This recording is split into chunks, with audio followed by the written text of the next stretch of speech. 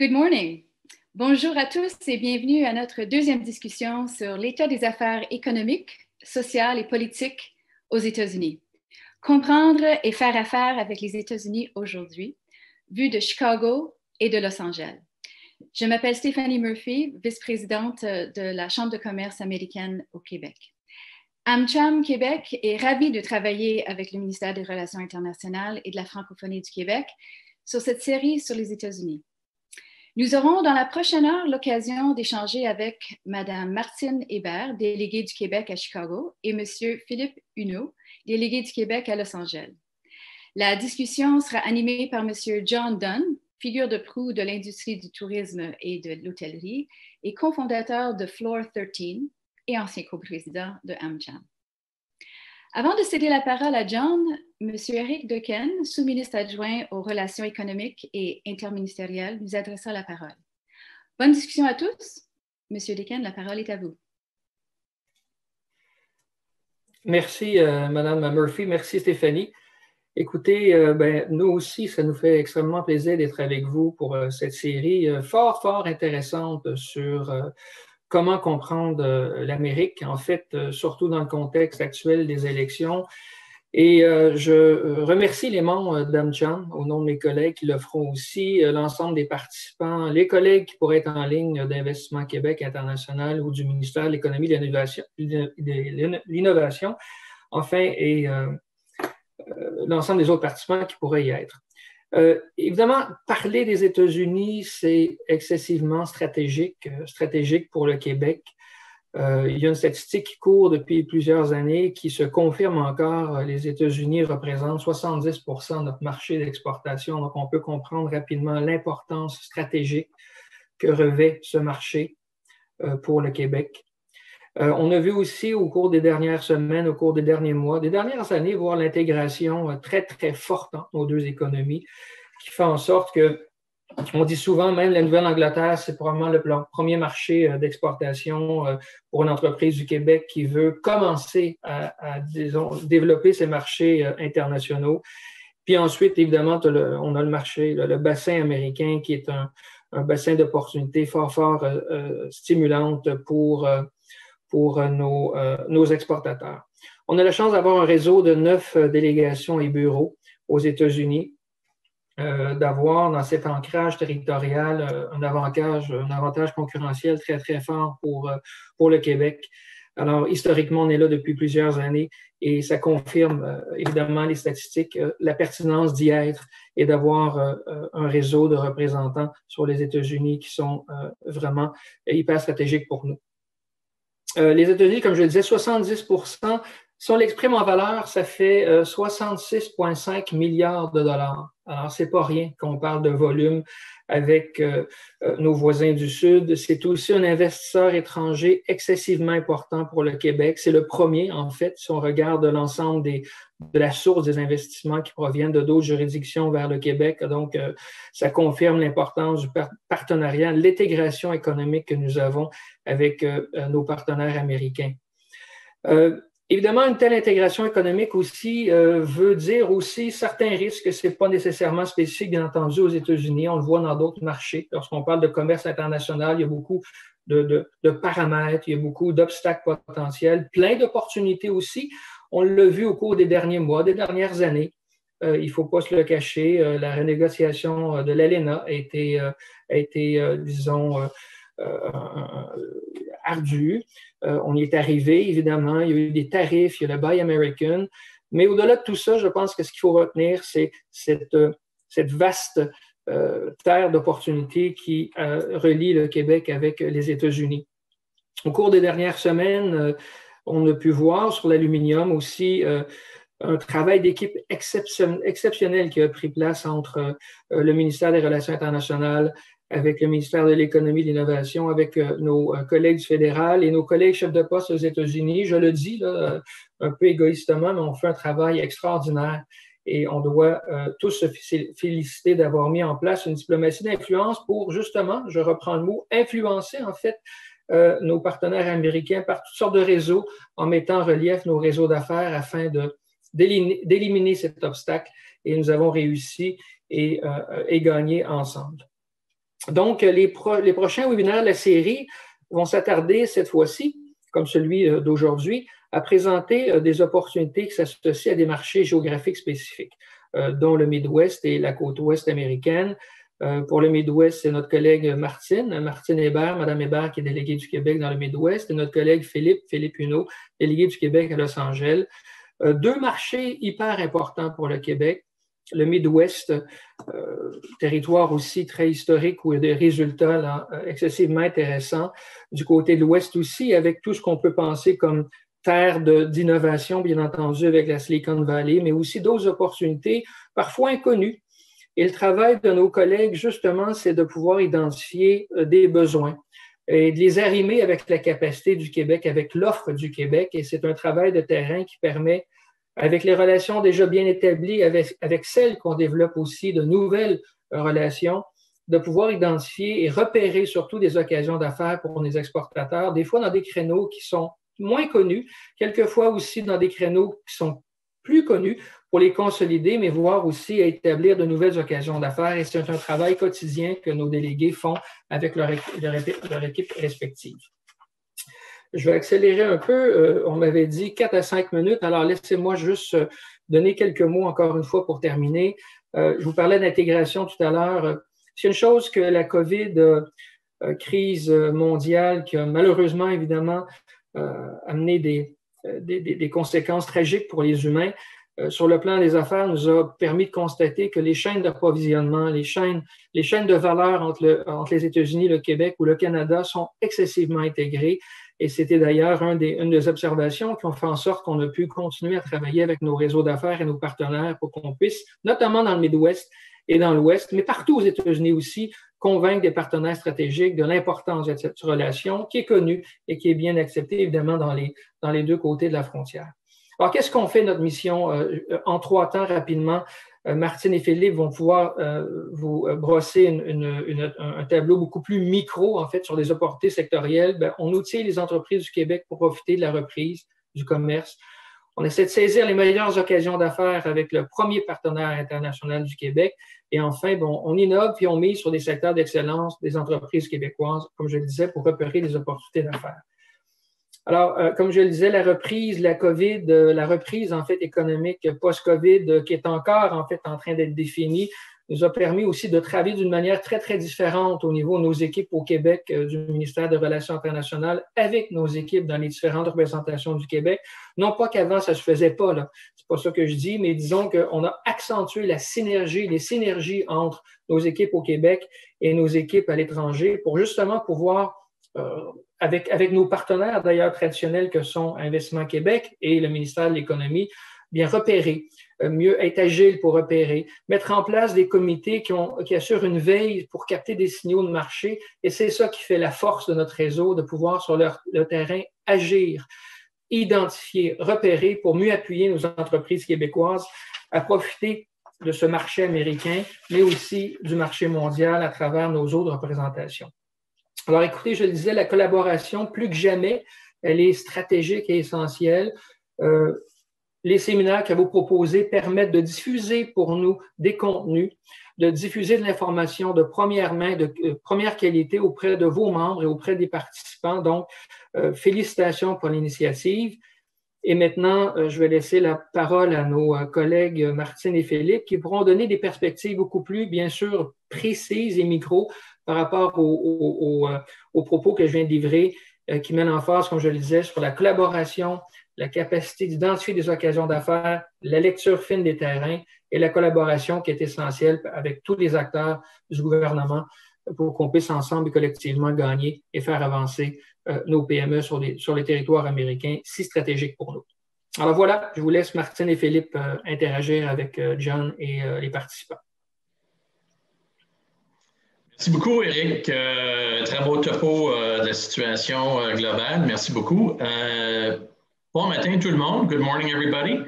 Ça me fait plaisir d'être avec vous ce matin pour être modérateur avec nos deux invités chevronnés qui sont basés aux États-Unis. J'aimerais vite faire un petit topo sur leurs expériences avant qu'on commence. Alors, premièrement, Martine Hébert, qui est entrée en fonction comme déléguée du Québec à Chicago au mois de juillet de l'année passée, alors un petit peu plus qu'il y a un an. Alors, elle est gestionnaire chevronnée en communication reconnue. Elle possède une trentaine d'années d'expérience en relations publiques et gouvernementales, ainsi qu'en développement économique. Elle a acquis cette expérience-là, notamment comme vice-présidente principale et porte-parole nationale de la Fédération canadienne des entreprises indépendantes pendant à peu près 9 ans. Et avant ça, Mme Hébert a eu son propre cabinet de relations publiques et gouvernementales pendant une dizaine d'années. Monsieur Philippe Hainaut est délégué du Québec à Los Angeles depuis aussi le mois de juillet de l'année passée, alors un petit peu plus d'1 an aussi. Auparavant, il a occupé les fonctions de chef des opérations canadiennes du bureau de représentants de BNC PLC, alors Bank and Clients. C'était une banque basée à Londres.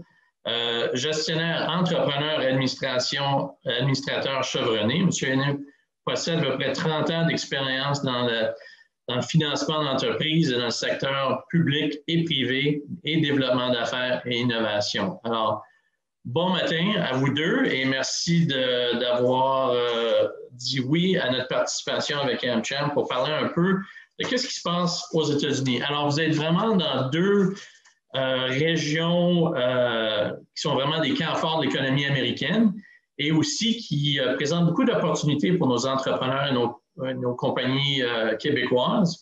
Alors, peut-être chacun de votre tour, peut-être commençant avec Martine, pourrait faire un peu le topo sur votre région. Quels sont les points forts de la région? Quelles sont peut-être quelques opportunités pour le monde qui participe à notre appel ce matin? Alors, Martine, si tu veux peut-être nous commencer là-dessus. Oui, merci beaucoup. Merci beaucoup, John. Merci à l'AmCham aussi de nous avoir invités ce matin là, pour parler justement de nos régions respectives. Le Midwest américain est une région qui est très dynamique au niveau économique et qui est encore un petit peu, là, je vous dirais, mal connue. Hein? Lorsque les entreprises décident de vouloir exporter aux États-Unis, souvent, elles vont se diriger peut-être dans des régions là, qui sont un peu plus connues, comme New York ou même, je regarde mon collègue Philippe chez lui aussi, mais il faut dire que le Midwest américain, c'est quand même, à l'heure actuelle, au moment où on se parle, 25% des exportations du Québec sont dirigées vers le Midwest américain. C'est une économie de 68 millions d'habitants. Et évidemment, ça couvre toute la région des Grands Lacs. Alors, le Midwest, c'est 12 États au total qui sont répartis là, en grande majorité sur la région des Grands Lacs qui, comme on le sait, est une économie fort importante et une zone économique là, très, très dynamique. Alors, le Midwest est aussi ce qu'on appelle souvent le cœur manufacturier des États-Unis. On y retrouve à peu près le quart des entreprises du Fortune 500 dans tous les secteurs manufacturiers.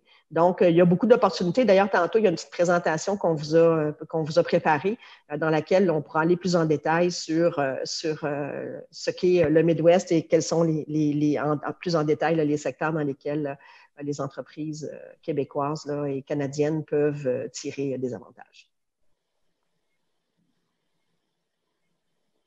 Ah, voilà la présentation, peut-être. Parfait. Bien, écoutez, si vous voulez, on pourrait commencer peut-être avec un petit portrait général des États-Unis, si vous allez vers la première diapositive. Ce qu'on a vu avec le COVID-19, c'est que, évidemment, on le sait tous, hein, la pandémie a fait en sorte qu'il y a des industries qui sont perdantes dans cette histoire-là, malheureusement.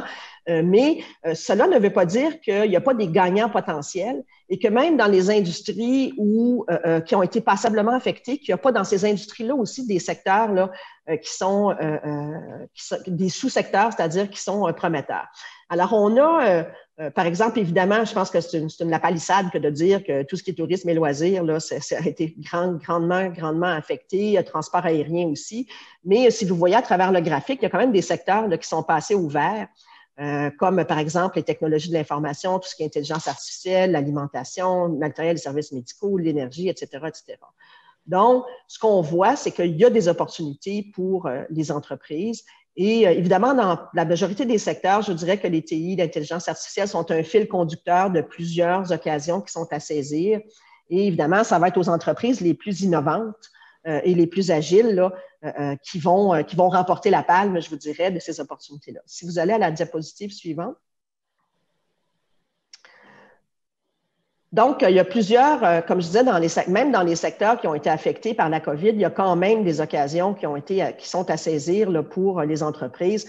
Qu'on parle de la construction, des technologies, des sciences de la vie, etc. Ça vous dresse un portrait de ce qui a été identifié comme étant des secteurs là, prometteurs ou des sous-secteurs, c'est-à-dire prometteurs, par nos différents attachés commerciaux à travers tout le territoire des États-Unis. Donc, vous voyez que, par exemple, au niveau agroalimentaire, la COVID a fait en sorte que le comportement alimentaire des gens a changé. Hein, on mangeait à la maison, on mangeait beaucoup plus à la maison. Donc, tout ce qui est ingrédients, tout ce qui est produits congelés aussi, produits repas déjà préparés, etc., a connu une croissance là, quand même importante et présente des opportunités importantes. Même chose au niveau du transport, de la construction. Donc, je ne passerai pas à travers chacun des secteurs, mais on va mettre à votre disposition la présentation et vous pourrez la distribuer là, aux gens qui participent aujourd'hui avec plaisir. Si vous prenez la diapositive suivante, s'il vous plaît. Donc, on voit, par exemple, je vous disais tantôt qu'il y a des secteurs qui ont été grandement affectés, mais ça ne veut pas dire qu'il n'y a pas d'opportunité dans ces secteurs-là aussi.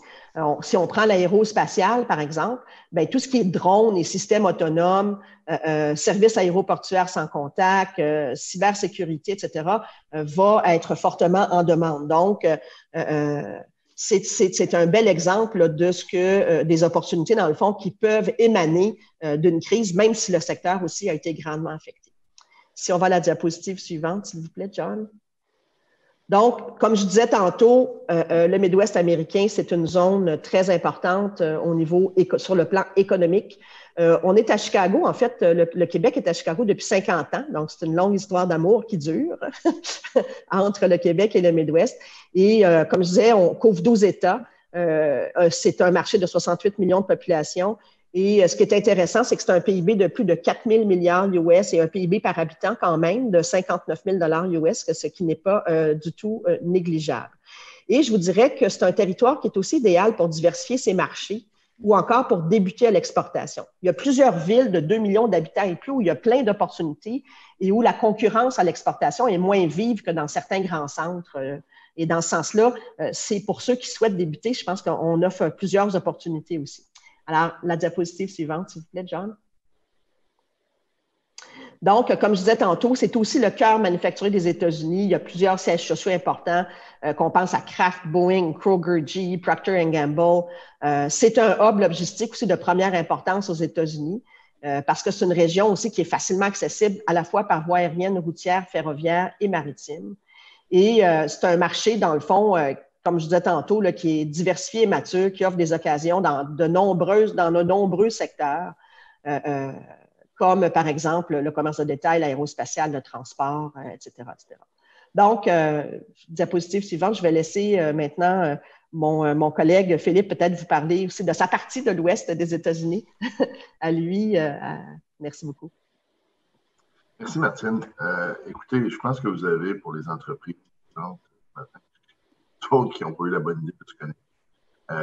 Vous avez probablement deux régions, les secrets de l'Ouest et de l'Ouest américain. Martine, je parle juste de l'Ouest américain. Nous, on couvre 13 États qui représentent au-delà de 50 de la superficie. On a 5 15 métropolitaines peuplées aux États-Unis, 4 populeuses. Là-dedans, je ne compte pas inclus Seattle, San Francisco, Las Vegas et Denver. Juste pour créer du potentiel du marché de l'Ouest américain. 7 des 10 plus grandes entreprises, en coté en bourse, de l'Ouest. Ces 7 entreprises-là représentent 86% d'entreprises. Un potentiel incroyable. Je reviendrai un petit peu tout à l'heure sur la slide, on parle de Seattle et tout à l'heure.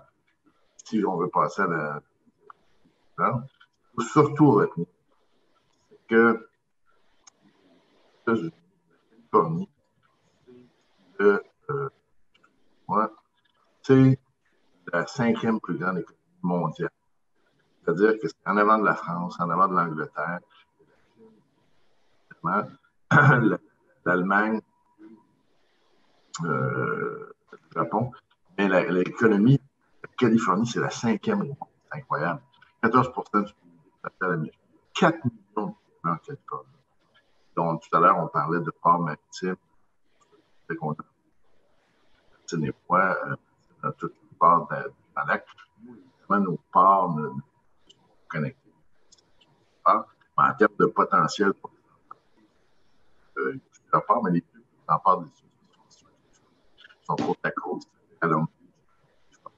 C'est évidemment le premier écosystème d'innovation. Lorsqu'on parle de Silicon Valley, ça, c'est quelque chose que les gens ne savent pas, tout comme à Chicago, en tant que de Los Angeles. On a un bureau à cette. Ça, c'est stratégique. Moi, je sais que les gens du gouvernement précédent qui ont pensé à ouvrir une antenne à cette. Je pense que le potentiel est incroyable. Évidemment, ça couvre la région de la baie de San Francisco, Silicon Valley. C'est vraiment le berceau. 110 milliards d'investissements dans des entreprises qu'on appelle des venture cap. Surtout au niveau de la main-d'œuvre en Californie, à Los Angeles, dans notre bureau, on a la responsabilité d'attraction de talent. On a un département avec 5 personnes qui ont la responsabilité du talent.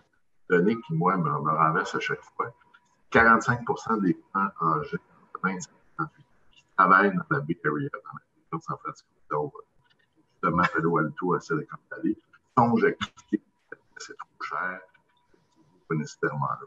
Donc, là, moi, quand je regarde le tout, je regarde les statistiques. La Californie, c'est seulement le 10e partenaire commercial. Le 3e en termes d'exportation. Je me dis que c'est une opportunité incroyable. Ouais, exploiter. Mais il faut se préparer. Je pense qu'on ne peut pas s'improviser en Californie. Mais encore une fois, je pense que c'est pour d'aller en Californie que d'aller en Europe. Donc, c'est un marché qui a beaucoup de potentiel. Nous, on est en train d'essayer de développer surtout, on travaille très fort au cinéma, mais il y a aussi, surtout avec le bureau de Silicon Valley, on essaie de développer, et Ken parlait tout à l'heure de diplomatie d'influence. Je pense que depuis avec le gouvernement, on parle de diplomatie économique. Nous, ce qu'on essaie de mettre en vie, diplomatie technologique, diplomatie d'innovation pour relier les entreprises entre elles. Si on veut passer peut-être à la dernière diapositive, courte présentation, vous avez les secteurs qui, évidemment, sont d'excellence pour nous. Les technologies populaires sont les deux cofondateurs de la bourse. Ça nous donne évidemment que les au-delà des autobus ou des camions qu'on peut vendre, ce qui est important de noter que justement à Silicon Valley, tous les grands joueurs de l'automobile ont des bureaux d'investissement, des bureaux de recherche. Donc, c'est quelque chose de très, très important. L'industrie maritime et portuaire, je mentionnais tout à l'heure, on est en train de avec le port de Los Angeles. Le but derrière tout ça, c'est de mettre en vitrine nos entreprises qui travaillent dans la chaîne d'approvisionnement, etc. Parce que souvent, le port de Los Angeles, c'est qui a réduit le plus à gaz à effet de serre. On essaie de lui présenter des entreprises qui peuvent contribuer à cet objectif-là. Il y a évidemment l'intelligence artificielle qui est un must, qui par définition, là, vient un peu les deux ensemble, qui est Boston et Montréal, la Silicon Valley, c'est important. Consommation, créativité, je vous parlais tout à l'heure, c'était c'est important. On parle du tournage étranger, on parle de VFX, on parle d'animation, on parle de post-production, on parle de ce qui se passe en ce moment. Et une chose sur laquelle on travaille beaucoup depuis un an, toute la notion de financement, de capital de risque, de construire un réseau pour aider nos entreprises. Donc, comme tout, c'est un peu le résumé que je vous donnerais pour la Californie. Philippe, excuse-moi, c'est John. Si tu peux juste approcher de ton micro, tu coupes beaucoup, malheureusement. Parfait. Excuse-moi. Parfait. Moi, j'ai terminé. On va On va revenir sur quelques sujets que je sais que tu couvrais dans ton discours. OK, ça fait que la situation avec COVID, c'est sûr que ce n'est pas l'idéal au niveau échange commercial. C'est sûr qu'il y a des secteurs qui souffrent, entre autres le mien, en tourisme et hôtellerie. C'est vraiment celui-là qui est un des qui est complètement à terre. Mais dans vos opinions, il y a tout le temps certains secteurs industriels qui vont ressortir de ça post-COVID assez vite comparé à d'autres. Je sais que vous avez discuté un peu de ceux-là qui bénéficient un petit peu plus que d'autres, mais dans votre opinion, quels sont les 2 ou 3 secteurs qui vont vraiment sortir les premiers d'une situation post-COVID? Je dirais que ça varie beaucoup d'un territoire à l'autre, évidemment, selon les industries qui sont présentes et selon les acheteurs américains qui sont présents sur nos territoires respectifs. Je pense que dans l'ensemble, ce qu'il faut dire, là, c'est que les États-Unis, en ce moment, les entreprises, elles ont compris à quel point nos économies étaient intégrées avec la crise qu'on vient de traverser et elles ont compris l'importance de sécuriser les chaînes d'approvisionnement. Donc, je pense qu'elles ont été pas mal perturbées de voir justement le bris dans les chaînes d'approvisionnement qui a été causé par la situation qu'on a vécue et se sont mis un peu, les entreprises, pour donner une image, là, sont bien plus en mode post-11 septembre qu'en mode post-crise de 2008. Dans le sens où ce qu'elles cherchent à faire présentement, c'est de sécuriser leurs approvisionnements, sécuriser leurs fournisseurs, sécuriser leur production. Et donc, on assiste à un phénomène de reshoring, c'est-à-dire que ce qu'on faisait produire autrefois, que ce soit en Asie ou ailleurs, on va chercher à rapatrier cette production-là sur le continent, dans une approche continentale. Même chose au niveau des fournisseurs. Ce qu'on faisait venir avant ça de fournisseurs étrangers, on va chercher probablement à développer beaucoup plus des liens avec des fournisseurs qui sont continentaux. Parce qu'il y a un des gros atouts qu'on a comme économie, c'est que la fluidité des échanges entre le Canada, le Québec et les États-Unis a été quand même passablement très bien maintenue pendant la crise de la COVID. On l'a dit, hein, on est accessible, même s'il n'y a plus de transport aérien, le transport maritime est très important, donc nous a permis de maintenir ce flot d'échanges-là. Même chose au niveau ferroviaire et au niveau routier.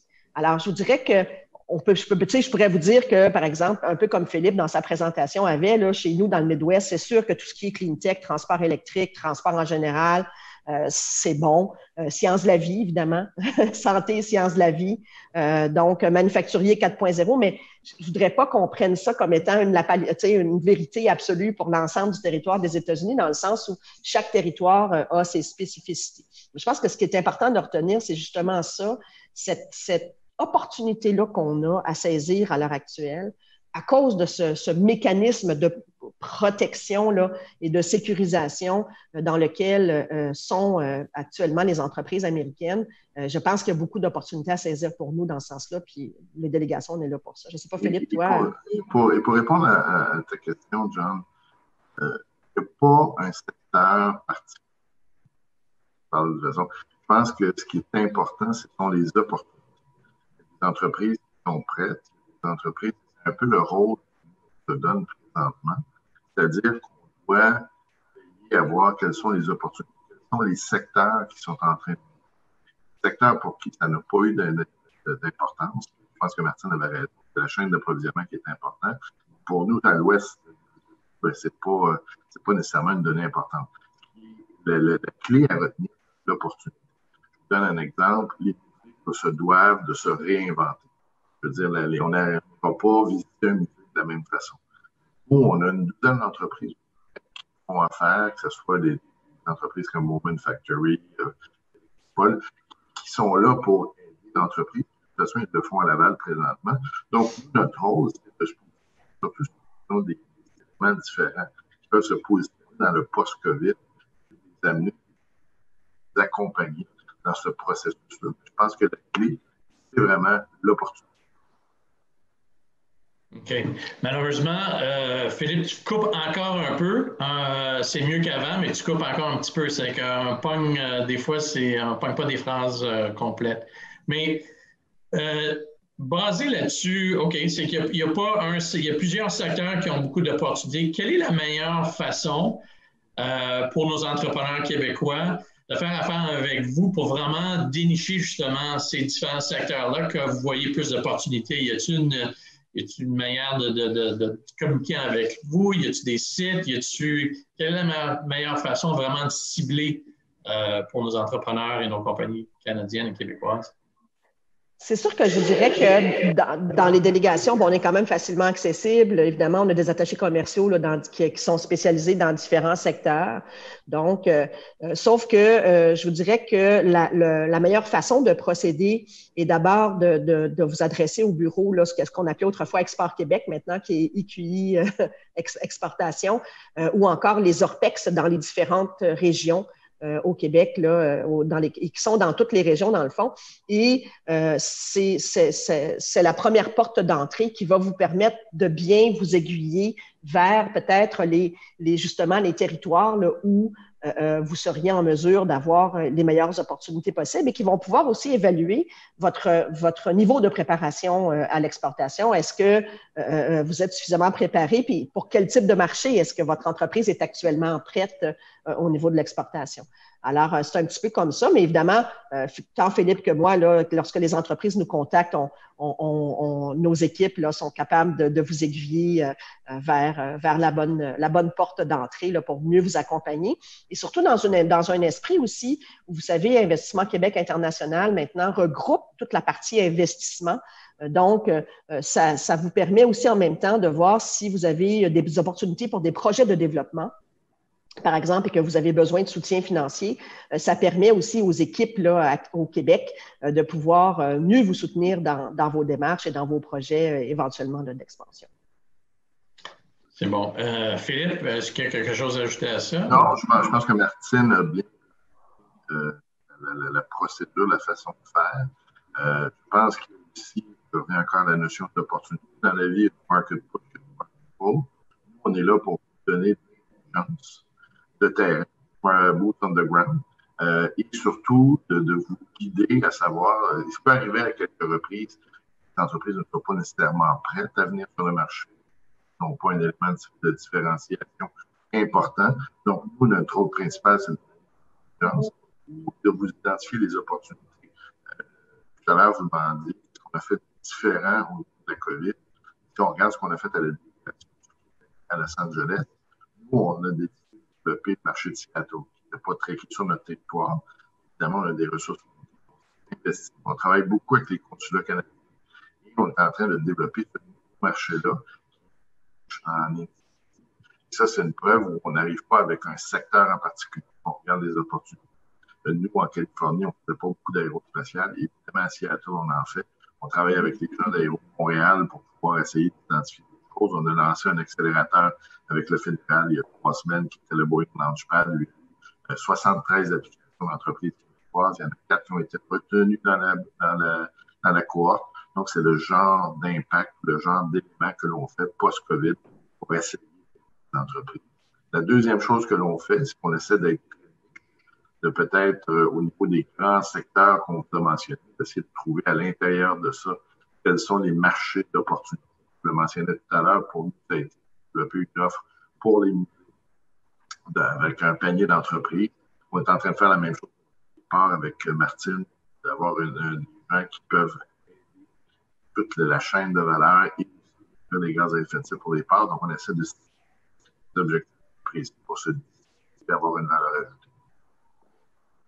Excellent, merci. Pour les participants à la conférence ce matin, si vous avez des questions aussi, s'il vous plaît, allez dans le chat et écrivez vos questions et puis on va arriver à ces questions-là vers la fin. On parle de gros secteurs pour le Québec. On parle beaucoup de transport maritime, transport ferroviaire, électricité. Pouvez-vous me parler un peu de ce que vous voyez, peut-être des opportunités un petit peu plus niches dans ces deux grands secteurs-là, dans vos différentes régions? Peut-être, Martine, tu pourrais en parler un peu?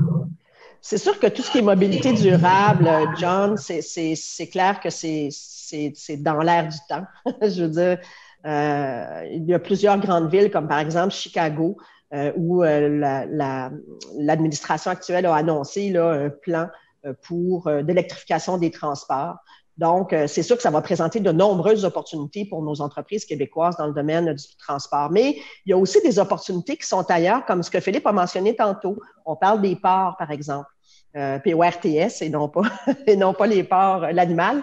Mais si on prend, par exemple, les ports, eux aussi ont des projets de diminution là, de leur empreinte carbone. Et donc, on a toute une série de véhicules électriques au Québec qui sont parfaitement adaptés là, aux activités portuaires et qui peuvent aussi faire l'affaire. Donc, autrement dit, c'est pas juste dans le transport public où on a nos niches, mais on a des niches d'opportunités là, qu'on voit là, qui se dessinent ailleurs. Alors, même chose, il y a certains États qui adoptent aussi des politiques, si vous voulez, d'électrification des transports. Je pense par exemple au Michigan, la nouvelle gouverneure vient, d'ailleurs j'ai rencontré ce monsieur-là il y a 2 semaines, vient de nommer un Chief